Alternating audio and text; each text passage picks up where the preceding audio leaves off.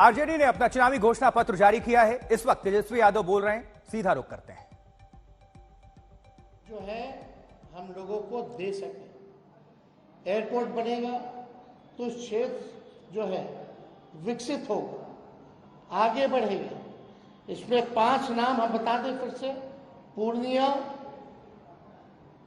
भागलपुर, मुजफ्फरपुर, गोपालगंज और रक्सौल में नए एयरपोर्ट का निर्माण कराया जाएगा।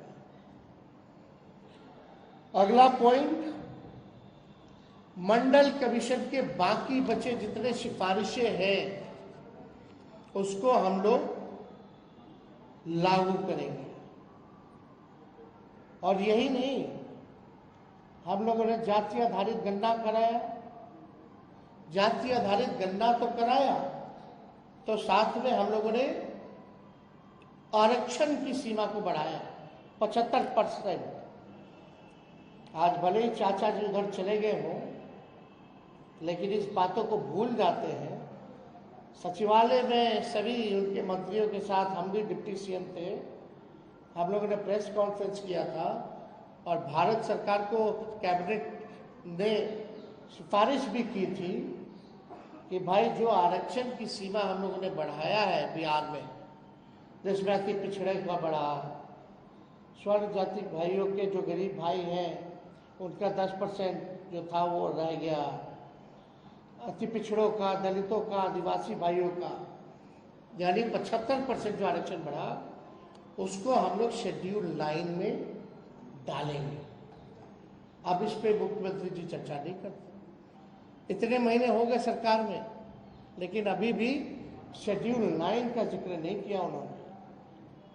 और आप देखिएगा, इसी वजह से कोई भी कोर्ट चला जाता है और इसी देरी के कारण जानबूझ के विलंब किया गया भाजपा के द्वारा, ताकि कोई ना कोई ये पीछे से कोर्ट में भिजवा करके इस आरक्षण की सीमा को खत्म कर दे।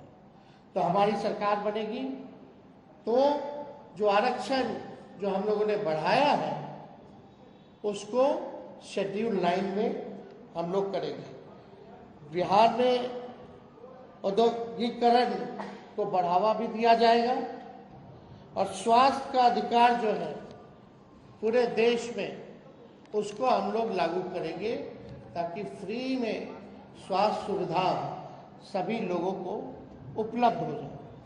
तो ये ऐसे तो 24 वचन हैं, जन वचन, इसमें आप लोगों को हम बंटवा देंगे, मिलेगा। लेकिन जो प्रमुख बातें थी इनमें से हम समझे कि आप लोगों के समक्ष इस बातों को रखें। तो आप समझ सकते हैं कि 15 अगस्त से बेरोजगारी से आज़ादी हम लोग लेकर के आएंगे। रक्षाबंधन में गरीब बहनों को हम लोग प्रत्येक 1 वर्ष 1-1 लाख रुपया हम लोग देंगे। 200 यूनिट फ्री बिजली हम लोग देंगे। तो ये सारा काम हम लोग करने जा रहे हैं।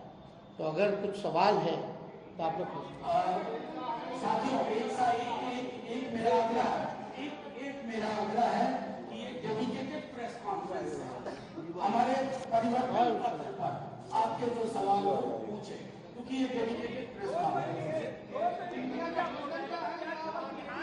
आप एक बात समझिए, कांग्रेस के लोगों ने अपना घोषणा पत्र जारी किया और आज हम लोगों ने अपना परिवर्तन पत्र जो है वो आप लोगों के समक्ष रखा है। कांग्रेस पार्टी ने कहा है कि 30 लाख नौकरियां दी जाएंगी। मेरा मानना अच्छी बात है, लेकिन इसको हम लोग और मजबूती के साथ 70 लाख पद सृजन जो है किया जा सकता है। कैसे, ये बड़ा सवाल होगा। पिछले बार भी लोग कहते थे, हमारे चाचा, कहाँ से लाएगा 10 लाख? देश भर के जितने अर्थशास्त्री थे कहते थे कहाँ से आएगा पैसा, कैसे होगा? तो 17 महीने में 5 लाख नौकरी कैसे दे दिए भाई? पहली बात, हमारे चाचा तो कहते हैं बाप के पास से पैसा लेगा, और आज तो कहते हैं कि हम ही ने किया, हम ही ने किया। अच्छी बात है, आपने क्या, आप मुख्यमंत्री थे तो कह सकते हैं, लेकिन सबसे पहली बात तो मेरे मुंह से सुने। तो 30 लाख जो कांग्रेस ने किया है वो केवल रिक्त पदे हैं।